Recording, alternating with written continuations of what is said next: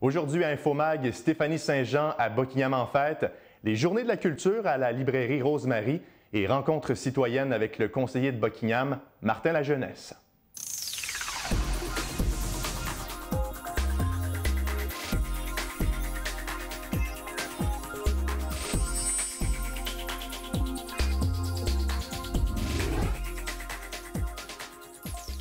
Bonjour à tous, ici Mathieu Daou, bienvenue à Infomag. La grande gagnante de l'émission La Voix, Stéphanie Saint-Jean, sera la tête d'affiche de la 25e édition de Buckingham en fête. L'événement organisé par le Carrefour culturel Estacade se déroulera au parc McLaren du 20 au 22 octobre prochain et aura comme thématique l'Halloween cette année. Parmi la brochette d'artistes que vous aurez la chance de voir sur scène, 4 viennent de Buckingham, tout comme Stéphanie. La chanteuse dit qu'elle est bien heureuse d'offrir un spectacle aux citoyens de sa ville natale. Bien, c'est sûr que pour moi, c'est quelque chose que je trouve chaleureux. Tu sais, je peux pas imaginer autrement de le dire. Comme j'ai dit tantôt, c'est un peu de se ramener dans ses pantoufles, dans ses vieilles pantoufles. J'arrive ici, puis je me sens chez nous, je vais pouvoir... peut-être pas être un peu plus lousse, mais c'est que d'une manière, ça se fait automatiquement, je pense. Tu sais, quand c'est ton monde et tout, j'ai vraiment hâte. Autant que j'adore me promener partout dans le Québec, autant que c'est flatteur, puis c'est justement, comme que je disais, c'est chaleureux de retourner chez soi. Les festivités du 25e vont de pair avec l'Halloween au village. C'est une activité pour célébrer la fête des bonbons qui a connu un grand succès au cours des dernières années. Au menu de la programmation, on retrouve notamment le groupe Rock Shop, A Leverage for Mountains, Kevin Bazinet et le gagnant de La Voix de Buckingham, Geoffrey Lemieux. Un spectacle de feu, une marche de zombies sur la rue Church et même une maison hantée seront au rendez-vous.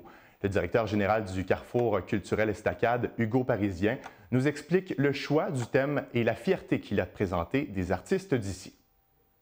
Le créneau de l'Halloween n'est pas utilisé du tout sur le territoire gatinois.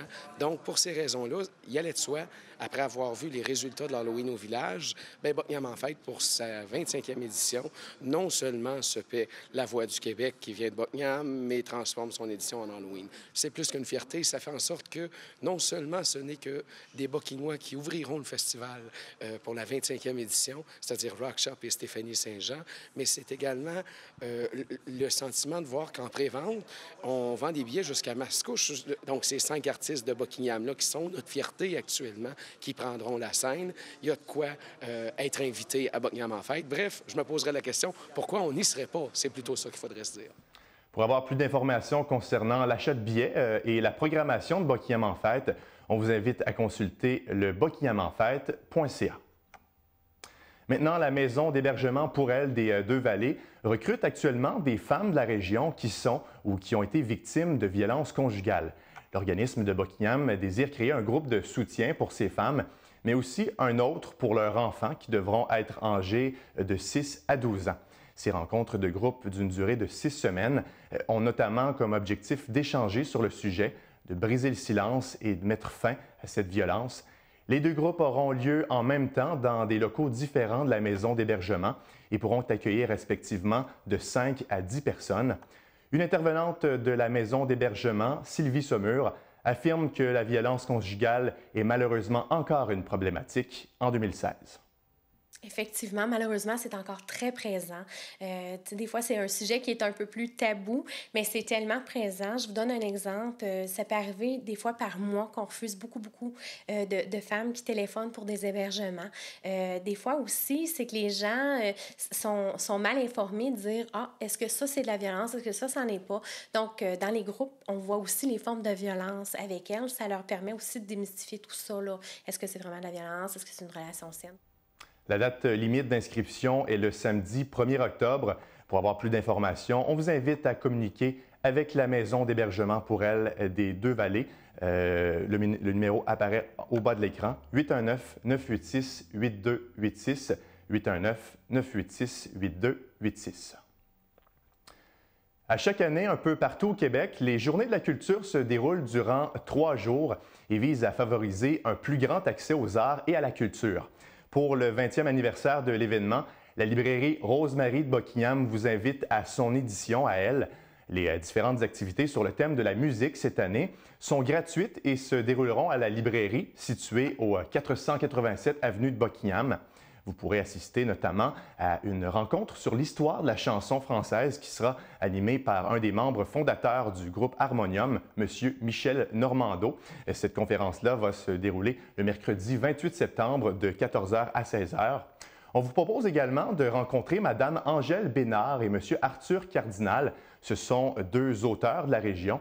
Ces rencontres-là se dérouleront le samedi 1er octobre à compter de 10h. Et finalement, pour conclure l'événement, l'auteur-compositrice-interprète Florence K. sera sur place le dimanche 2 octobre. L'artiste vous fera ses suggestions de lecture, en plus de vous dédicacer son livre Buena Vida, qui est sorti il y a près d'1 an. On écoute une des organisatrices des Journées de la culture, Jenny Bouladier, qui explique l'objectif de l'événement. Il nous parle d'un auteur bien connu qui viendra faire son tour à la librairie prochainement. Bien, l'objectif, en premier lieu, c'est de rendre accessible au public les auteurs, non seulement les auteurs de la région, que j'avoue qu'on chouchoute pas mal, on reçoit beaucoup d'auteurs de la région, mais aussi de rendre accessible d'autres auteurs qui viennent d'ailleurs au Québec, comme notamment Florence K dans ce cas-ci, pour les Journées de la culture. C'est dans le cadre d'une activité qui s'appelle Libraire d'un jour. Monsieur Patrick Sénécal va être ici le 12 novembre de midi à 14h. Et puis, il va être sur place là, pour suggérer des livres que lui-même a aimés au public. Maintenant, un tournoi de golf bénéfice sera organisé le jeudi 29 septembre au club de golf Le Sortier à Gatineau. L'événement vise à amasser des fonds pour venir en aide au petit Nathaniel Robert Gagnon, âgé de 2 ans et gravement malade depuis sa naissance prématurée. La condition du jeune garçon est même unique au Québec et probablement au Canada. Parmi une longue liste de problèmes de santé, on y retrouve notamment la paralysie des cordes vocales, une malformation pulmonaire, de même qu'un souffle au cœur. Les profits serviront notamment à l'achat d'appareils afin de faciliter le quotidien de Nathaniel et ses parents. Le PDG et fondateur de Voyer Communication, Patrick Voyer, est l'une des personnes qui participent à l'organisation de l'événement. Il nous dit pourquoi il a décidé de s'impliquer pour la cause. Parce que la famille de Nathaniel, la famille Robert Gagnon, est une famille qui en arrache beaucoup depuis 3 ans, depuis que Nathaniel est né. Nathaniel a plusieurs situations complexes, vit avec plusieurs handicaps. Puis ses parents ont dû abandonner beaucoup de choses. La mère a dû fermer sa garderie, le père a dû lâcher son emploi. Donc, ils ont de la misère à arriver. C'est très difficile moralement aussi. Puis c'est une famille qui a fait appel à mes services pour raconter son histoire. Et je crois qu'en les aidant avec ce tournoi à bénéfice-là, le réconfort que ça va leur apporter, ne serait-ce que pour quelques mois, ça va leur donner du courage aussi, mais ne serait-ce que pour quelques mois, je pense qu'on va tout prendre. Ils vont tout prendre, ils vont être très contents. La commission scolaire au cœur des Vallées et le centre La Cité de Masson-Angers vont inaugurer le centre et la boutique Les 121 Trésors au début du mois d'octobre prochain. Ce projet-là d'intégration sociale, appelé Place 121, permettra à près de 75 élèves adultes en déficience intellectuelle, motrice ou de langage de pratiquer un métier et de vivre des situations concrètes de la vie de tous les jours. Les élèves pourront expérimenter différents milieux de travail, comme une boutique, une cuisine et même un centre de tri. L'ancien joueur du Canadien de Montréal, Francis Bouillon, et qui est aussi ambassadeur depuis 15 ans pour Fibrose Kystique Québec, sera sur place lors de l'inauguration. L'activité se déroulera le 3 octobre prochain à 10h30 au 121 chemin Lépine à Buckingham. Si vous n'avez pas encore eu la chance d'aller cueillir des pommes en famille ou entre amis cette année, eh bien, vous devrez penser à y aller prochainement puisque la saison tire bientôt à sa fin. C'est d'ailleurs le cas du verger Croque-Pomme situé dans la municipalité de Lochabert, partie ouest, entre Tursault et Masson. C'est que les pommes laisseront place à la saison des courges et des citrouilles qui débute en ce début d'automne et en prévision de l'Halloween. Jusqu'au début octobre, il sera toujours possible de venir cueillir le fruit dans l'un des 3500 pommiers du verger. Cependant, les pommes seront seulement disponibles dans des bacs par la suite. Pour les intéressés, vous pouvez également cueillir des pommes à d'autres endroits, comme le verger Wilmont à Gatineau et cueillir des citrouilles à la ferme Saint-Lap à Tursault. Le conseiller de Buckingham, Martin Lajeunesse, invite les citoyens de son district à participer à ses prochaines rencontres citoyennes. Une première rencontre en français aura lieu le mardi 4 octobre à 19 h au centre de services de Buckingham, situé au 515 rue Charles. Et une seconde en anglais aura lieu également le mercredi 5 octobre, toujours au centre de service à 19 h. Monsieur Lajeunesse organise ces rencontres-là dans le but de répondre aux questions des citoyens du district de Buckingham, mais aussi pour connaître leurs préoccupations. Rappelons qu'il s'agit de la dernière année de mandat du conseiller, puisque les élections municipales auront lieu en novembre 2017. Martin Lajeunesse explique qu'il anticipe certains enjeux qui seront mis sur la table lors de ces rencontres-là. Il nous parle de ses priorités pour les prochains mois. Je crois que oui. Il y a toujours l'enjeu du Rapibus. La première rencontre que j'avais eue, là, il y avait beaucoup de participation par rapport au Rapibus. Puis la STO, je pense qu'il y a des progrès qui ont été faits à la STO. On a écouté les citoyens. Il y a encore des modifications qui ont été faites là, dernièrement qui viennent aider le secteur. Mais tout est sur la table. Je pense qu'il peut y avoir des enjeux par rapport au parc à chiens, la circulation, la sécurité dans les rues. Mais je suis là pour écouter les citoyens. Vos priorités pour les prochains mois? Les prochains mois, c'est de faire avancer les dossiers. Là, on a la piste cyclable qui s'en vient sur le côté ouest de la rivière. Ça, on va avoir une présentation là, cet automne au centre de services pour présenter le parcours proposé par nos services en collaboration avec Brookfield, qui est un excellent partenaire là, corporatif. Centraide Outaouais vous invite à son petit déjeuner annuel afin de lancer sa campagne 2016. L'événement se déroulera le mercredi 5 octobre à 7 h au Hilton du Lac-Lémy. Rappelons que Centraide est un organisme qui a pour mission d'améliorer la qualité de vie des personnes plus vulnérables dans la région. Les billets sont au coût de 30 $ par personne et de 25 $ si vous êtes membre des différents organismes communautaires. Vous pouvez faire une réservation en ligne avant le vendredi 30 septembre en visitant le centraideoutaouais.com. On écoute le président de la campagne et ancien chef d'antenne du téléjournal Gatineau-Ottawa à Radio-Canada, Michel Picard, qui explique pourquoi il donne de son temps à l'organisme et vous fait son invitation au petit déjeuner. C'est un travail d'équipe. Alors, on est tous des bénévoles. Il y a un cabinet avec des gens qui représentent différents secteurs. Et puis, on se rapporte au conseil d'administration de Centraide. Donc, c'est vraiment un travail d'équipe. Puis, j'y crois parce que, personnellement, j'ai reçu beaucoup de la communauté, j'ai reçu beaucoup de la vie, puis j'aime ça redonner. Alors, manquez pas ça, parce qu'il y a toujours une synergie fantastique quand on part. C'est le 5 octobre, ça se passe au Hilton. C'est une tradition. Quelques centaines de personnes, 500, 600, 700 chaque année. Ça commence à 7h30. Daniel Coutu anime, le magicien. Alors, j'espère qu'il fera apparaître notre objectif. Il y a des gens de partout qui y viennent. Et puis, on aura une grande invitée. Alors, je vous l'annonce. C'est Stéphanie Saint-Jean qui a gagné à la voix, qui vient de chez nous, qui a tellement de talent. Elle a accepté de venir chanter. Puis c'est ça, Centraide, dans le fond, c'est que chacun fait son bénévolat parce que cette personne-là croit à la région. Alors voilà pour le survol de votre actualité locale. On parle maintenant de la scène culturelle avec Jessie Laflamme.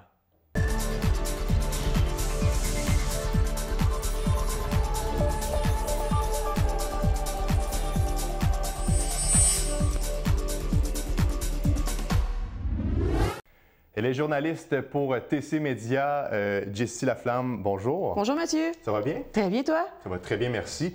Merci d'ailleurs d'être là pour merci à toi de l'invitation. Une nouvelle saison d'Infomag. Oui, très fière d'être ici aujourd'hui. On va commencer ça tout de suite. Oui. Ici, on parlait de Stéphanie un peu plus tôt, Stéphanie Saint-Jean. Mais tu veux maintenant nous parler de son premier album. Oui, bien en fait, c'est plate un peu parce que j'ai pas grand-chose à dire parce qu'elle garde ça secret.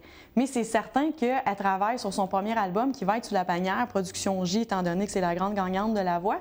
Et le directeur artistique va être Stéphane Laporte. Elle se trouve très choyée de pouvoir travailler avec lui. Et le contenu demeure secret, n'en parle pas trop pour l'instant. C'est certain qu'on va suivre ça. La date de l'album aussi n'est pas disponible encore, mais en attendant, on peut quand même la voir le 20 octobre à Bockiam en fête. Pour elle, revenir dans son patelin, c'est vraiment un privilège et c'est comme remettre des pantoufles, mais des pantoufles un peu plus de luxe cette fois-ci, étant donné qu'elle sera une tête d'affiche et non pas sur la scène des artistes de la relève. Donc, on suit ça de près là, pour l'album et qui s'en vient. Une autre artiste qui sera de passage à Bockiam, c'est Florence K. Tu as plus de détails concernant ce passage-là? Oui, en fait, ça se déroule dans le cadre des Journées de la culture à la librairie Rosemary, samedi de midi à 14 h.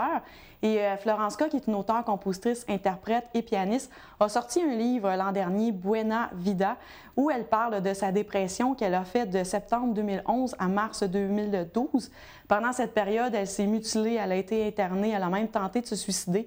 Elle a sorti un livre pour parler de son récit, pour démystifier un peu les tabous liés à la santé mentale, disant que ça se traite beaucoup de l'intérieur, c'est une maladie interne. Elle a vendu déjà plus de 20 000 exemplaires de son livre. Elle va être sur place pour en parler. Elle se dit ouverte à ce que les gens viennent voir et partagent avec elle ce qu'ils vivent. Cependant, ce n'est pas une psychologue, elle tient à le préciser.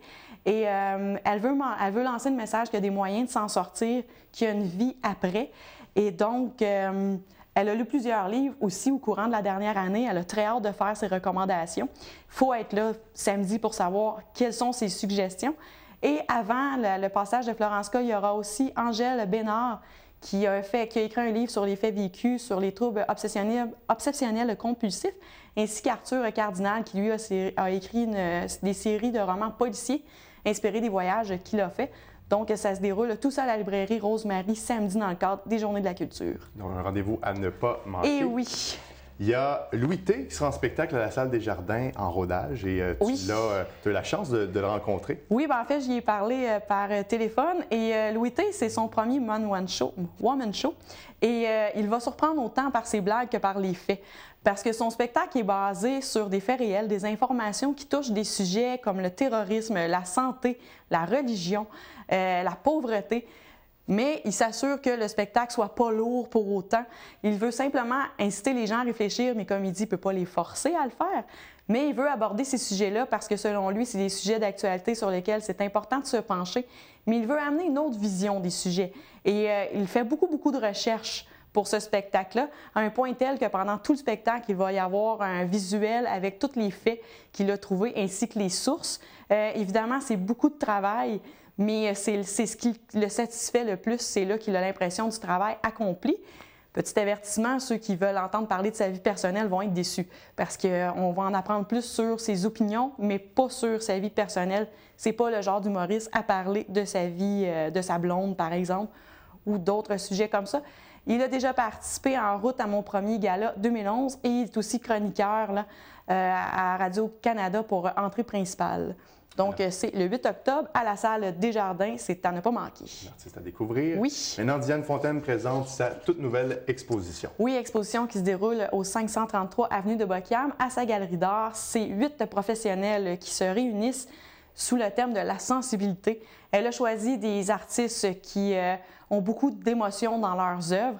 Et ces 8 artistes avec des styles différents. On y va du plus contemporain au plus classique. Et l'exposition donc met en vedette Nathalie Frenière, Marc Galipeau, Linda Isabelle, Marie-Claude Gervais, Rénal Gauthier, Véronique Besançon, Marie-Josée Leroux et évidemment Diane Fontaine.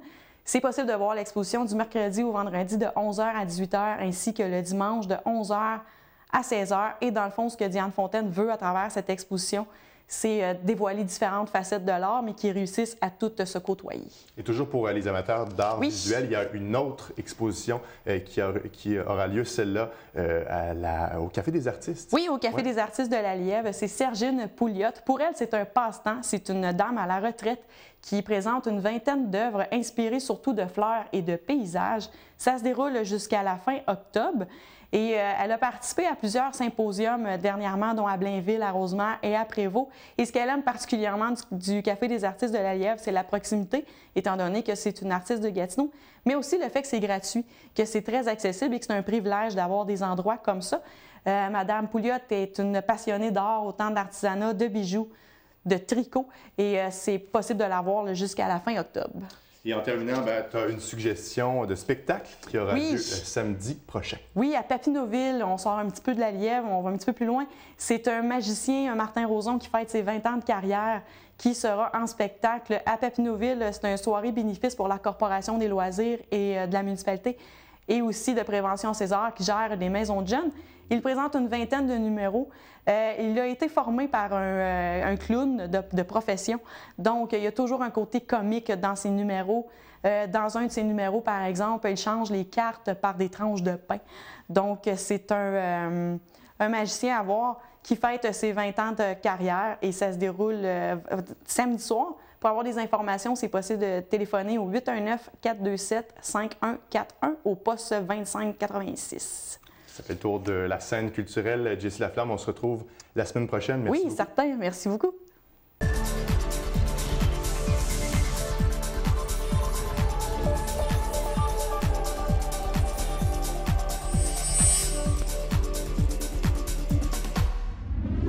François Croteau est là pour nous parler sport. François, bonjour. Bonsoir, Mathieu. Bonjour, oui. Ça va très bien. Merci d'être là. Bien, ça me fait plaisir. Il faut dire que ça fait assez longtemps que tu es bénévole ici à TVC Basse-Lièvre. Oui, je pense que c'est 2006, là, si ma mémoire est fidèle. Je commence à vieillir, là, fait que les années passent vite, là, mais oui, il me semble que ça serait la 10e saison à ce moment-là. Dans cette nouvelle saison, on rentre dans le vif du sujet. On va commencer par parler de football. Les Tigres sont toujours indomptables. Ah oui. Quelle organisation puissante. Le juvénile, l'équipe maître, là, est invaincue en 4 rencontres et ils dominent là, leurs adversaires. Si on regarde au niveau des points pots, c'est 121 contre 22. Alors, donner 22 points en 4 matchs au football, c'est déjà un exploit. On prévoit, ça devrait être encore une très belle saison là, du côté du juvénile.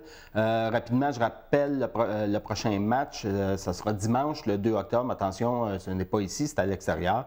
On affronte l'école secondaire de Lille et c'est au terrain de Luco dans le secteur de Hull. Il faut dire aussi, on va parler des autres équipes. Les cadets vont très bien. Ils ont une fiche de 3 victoires et 1 défaite. Leur seule défaite, c'est contre les représentants de Montbleu. Alors, on sait que Montbleu puis Hormidas-Gamelin, ça fait toujours des matchs serrés. Donc, il y a une belle compétition à prévoir de ce côté-là. Du côté des Benjamins, c'est un peu plus difficile là, en ce début de saison. On recherche toujours une première victoire, mais on a bon espoir. Excusez. Bonne division ou plutôt bonne transition en Division 2 pour les Griffons. Oui, on parle des Griffons là, du cégep de l'Outaouais, du collège de l'Outaouais. Ils sont maintenant en Division 2. On sait que l'an dernier, ils s'étaient rendus jusqu'au match ultime. Ils avaient subi une défaite crève-cœur de 30-28 contre Thetford Mines.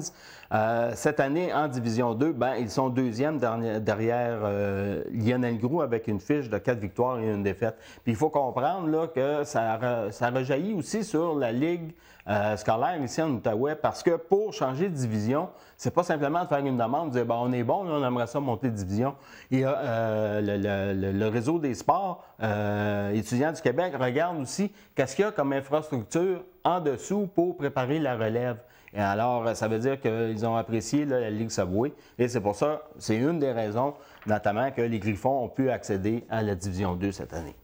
Au hockey maintenant, François, on en parle beaucoup depuis hier dans les médias. Il y a eu des annonces importantes au sujet du dossier de Guertin. Oui, effectivement. Ce qui semble, on sait, là, c'est encore très préliminaire, mais ce qui semble être sûr, c'est que les Olympiques vont déménager du côté de la place de la Cité dans le secteur de Gatineau. Alors ça, là, c'est quand même majeur comme développement. Ça veut dire qu'on ignore le site là, actuel de l'Aréna Guertin. Mais écoute, moi, je veux dire, il y a des gens qui sont beaucoup mieux placés que moi pour commenter ce dossier-là parce qu'il y a beaucoup de politique là-dedans. Et je pense que tu vas recevoir M. le maire la semaine prochaine. Oui, lundi prochain, pour l'émission Tribune locale, on va recevoir Maxime Penneau-Jobin. Puis, bon moment pour jaser de ce dossier-là, ce grand pas qui a été fait dans le dossier de effectivement, qui d'autre de mieux venir commenter le dossier que M. le maire lui-même. Alors, c'est un rendez-vous à ne pas manquer. Toujours au hockey, il y a les Flames qui ont encore beaucoup de points d'interrogation. Oui, effectivement, Ouais. c'est début de saison, une fiche d'une victoire et 4 défaites seulement. Le problème se situe au niveau de l'attaque, où on éprouve quand même des difficultés à compter des buts si on exclut là, la première unité d'attaque. Cependant, il y a eu quand même 2 défaites là, qui sont survenues avec un but compté dans un filet de désert. La performance est meilleure. Ils sont allés chercher des joueurs qui ont quand même de l'expérience junior majeure, un dénommé Gauvreau là, à la défensive. Ils ont quand même un beau noyau de joueurs qui ont évolué dans le midget 3A. Mais ça tarde un peu à se matérialiser, quoique l'entraîneur Pierre Grandmaison est très confiant. Et, écoutez, il va y avoir 2 matchs à domicile, un jeudi soir contre Longueuil. Alors, Longueuil est premier dans sa section à 19h30, à noter l'heure, jeudi soir. Et vendredi, le 30 contre les Mustangs de Vaudreuil-Dorion. C'est au centre sportif également, mais là, c'est à compter de 20h. On parlait de Guertin, là, il y a les Olympiques qui ont vécu une fin de semaine assez difficile. Oui, c'était leur première sortie. Il faut comprendre qu'ils ont présentement 6 joueurs de l'alignement régulier qui participent au camp de la Ligue nationale. Alors, c'est sûr que si vous perdez vos 6 meilleurs éléments, c'est plus difficile. Ils ont subi 2 défaites. On rappelle que c'est Mario Duhamel qui a pris la relève de Benoît Groux. Moi, écoutez, 2 parties, ça ne fait pas une saison. Il y a quand même là, un beau potentiel du côté des Olympiques. Et j'en profite aussi pour mentionner que suite au décès de Roberto Bissonnette, l'ancien capitaine de l'équipe entre 1998 et 2002, on sait qu'il est décédé dans un accident d'hélicoptère du côté du Nouveau-Brunswick. Celui qui était connu sous le nom de Bob Bissonnette. Bob Bissonnette, d'ailleurs, il avait participé à Buckingham en fête il y a 2 ans, je pense. On a fait une cérémonie hommage, on a hissé son chandail là, du côté de la toiture. Et, écoutez, peut-être juste une petite parenthèse pour ceux qui s'intéressent. Le premier choix au repêchage, Benoît Livrier-Groux, qui s'aligne avec les Wildcats, il a compté 2 buts à son dernier match. Il a été choisi la première étoile, donc ça date très bien du côté de Halifax. Et ça ne va pas nécessairement bien non plus pour les Intrépides. Non, effectivement, les Intrépides, ils sont toujours à la recherche d'une première victoire après 8 rencontres. Et je lisais dans un excellent article dans le Droit de ce matin, l'entraîneur Martin Lafleur a fait une sortie. Lui, il ne presse absolument pas sur le bouton de panique. Il dit qu'il y a des joueurs qui n'ont pas commencé à produire encore, notamment Xavier Simoneau, qui était un leader l'an dernier. Il dit on a des joueurs de blessés, il s'agit de travailler plus fort et ça de façon constante et les victoires vont venir une à la fois. En terminant, vite fait, au soccer, l'association du soccer de Buckingham est en difficulté. Oui, effectivement, même que l'association soccer de l'Outaouais les a suspendus pendant environ 1 mois là, pour défaut de paiement. Écoutez, c'est pas une question de fraude, mais c'est une question de mauvaise gestion des deniers publics. On a engagé du personnel, un directeur technique, et on n'avait pas les moyens de payer ça. Ça a l'air qu'on a pris arrangement pour que le tout se règle dans le remboursement entre 4 et 6 ans. C'est quand même une grosse hypothèque. Merci beaucoup, François. Alors, c'est déjà tout pour InfoMag. On se revoit la semaine prochaine.